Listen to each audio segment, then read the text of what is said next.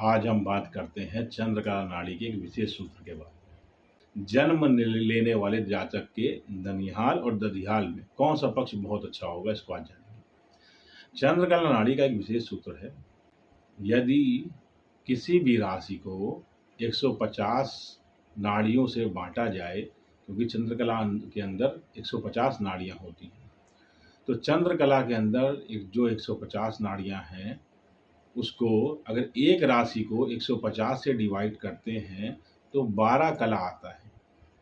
12 कला बराबर होता है 48 सेकंड।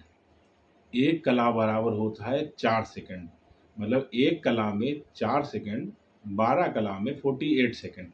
ठीक, ये जो 12 कला का टाइम ऑफ पीरियड है, मतलब 48 सेकंड का जो टाइम ऑफ पीरियड है, इसको नाड़ी में दो भागों में बांटा गया है। चंद्रकला नाड़ी में इसमें दो पार्ट किए गए हैं।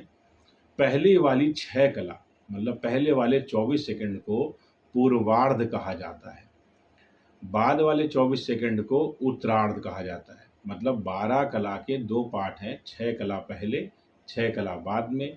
पहली 6 कला मतलब पहले 24 सेकंड को नाड़ी का पूर्वार्ध, और बाद वाले 24 सेकंड को मतलब बाद वाले 6 कला को नाड़ी का उत्तरार्ध कहा जाता है। तो 12 कला जो है उसमें पहला वाला जो 6 कला है पूर्वार्ध, तो जो जातक पूर्वार्ध में पैदा होता है, किसी नाड़ी अंश के पूर्वार्ध में पैदा होता है, उसका दधियाल बली और धनवान होता है, सक्षम होता है हर तरीके से। लेकिन जो जातक किसी भी नाड़ी अंश के उत्तरार्ध में पैदा होता है, उसका ननिहाल मात्र पक्ष बली होता है, धनवान, यशवान, कीर्तिवान, शौर्यवान होता है।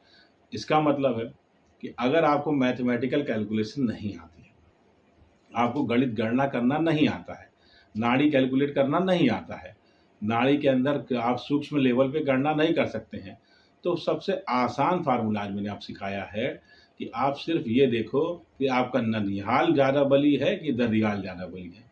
अगर दधियाल बहुत बली है तो आप नाड़ी के पूर्वार्ध में पैदा हुए हो, यदि आपका ननिहाल बहुत बली है तो आप नाड़ी के उत्तरार्ध में पैदा हुए हो। इससे आपको सीधे बिना किसी कैलकुलेशन के एक इस मास्टर की से आप जान सकते हो कि आप नाड़ी के पूर्वार्ध में जन्म हुआ है या उत्तरार्ध में जन्म हुआ है। पूर्वार्ध वाले का पूरा भाग्य जीवन अलग होता है और उत्तरार्ध वाले का अलग होता है, क्योंकि ये जो सूत्र बता रहा हूँ यह सालों की मेहनत के बाद बाहर आते हैं।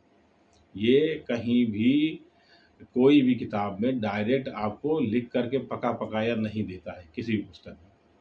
तो अगर आप चंद्रकला नाड़ी के सूत्र सीखना चाहते हैं तो निरंतर मेरा वीडियो देखिए, सब्सक्राइब करिए और शेयर करिए, जिससे आपके मित्र सीख सकें। धन्यवाद।